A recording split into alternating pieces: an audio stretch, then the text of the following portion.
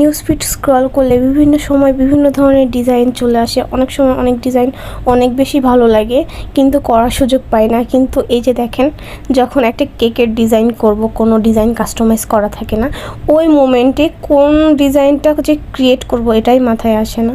তো যাই হোক, এই কেকটা আমি খুবই শর্ট টাইমে একটা ডিজাইন করেছি।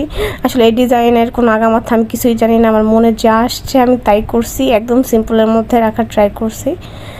তো যাই হোক, এই কেকটা হচ্ছে এখন প্যাকিং করছি। ভাবলাম যে এটা যেহেতু কোনো অকেশনালি কোনো কেক না, এটা একটু সিম্পল ডিজাইনের মধ্যেই থাকুক।